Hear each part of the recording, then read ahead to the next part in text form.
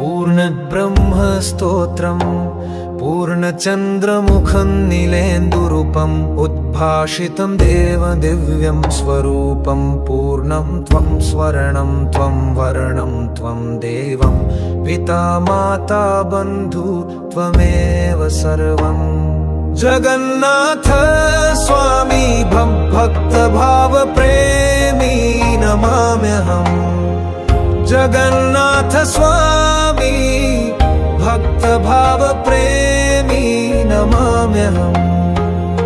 कुञ्चितकेशं च सञ्चित्वेषं वर्तुलस्थूलनयनं ममेशं पीनकनीनिकानयनकोशम् आकृष्ट ओष्ठं च उत्कृष्टश्वासम् जगन्नाथ स्वामी भक्तभाव प्रेमी नमाम्यहम् जगन्नाथ स्वामी भक्तभाव प्रेमी नमाम्यहम्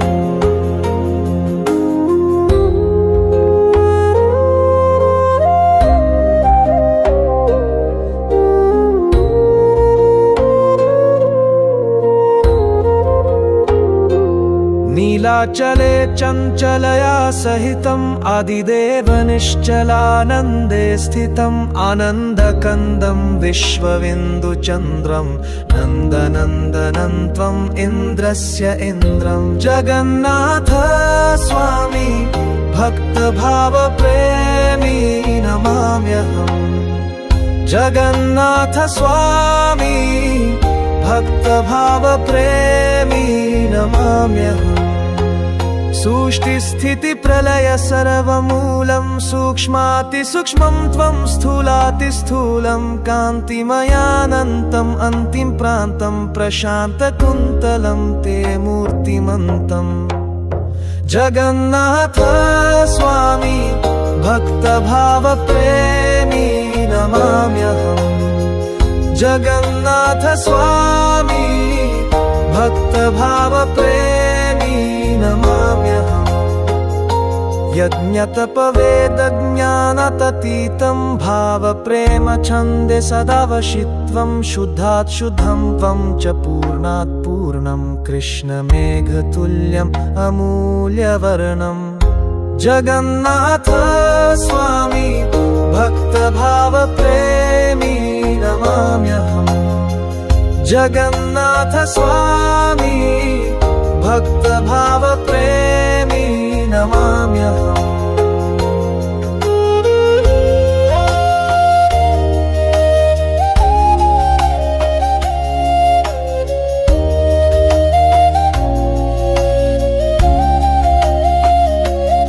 विश्वप्रकाशं सर्वक्लेशनाशं मनबुद्धिप्राणश्वासप्रश्वासं मत्स्यकूर्म नृसिंहवामनत्वं वराह राम अनन्त अस्तित्वं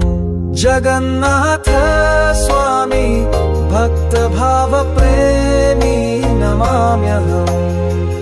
जगन्नाथ स्वामी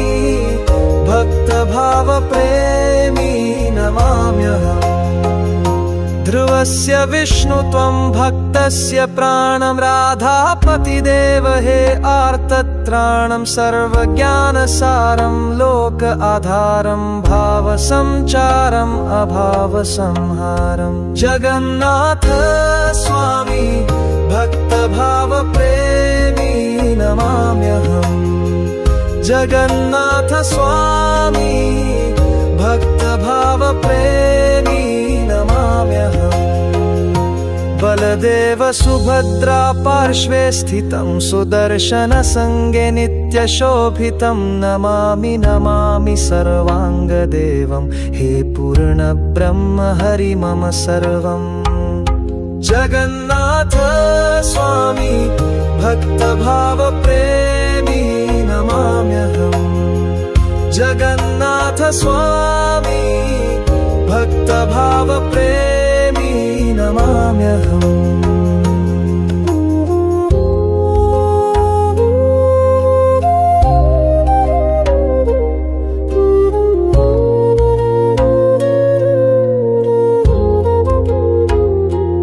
कृष्णदास हृदि भाव संचारं सदा कुरु स्वामी त किंकरं तव कृपा बिंदु हि एकसारम् अन्यथा हे नाथ सर्व असारम्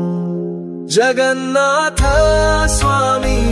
भक्त भाव प्रेमी नमाम्यहम्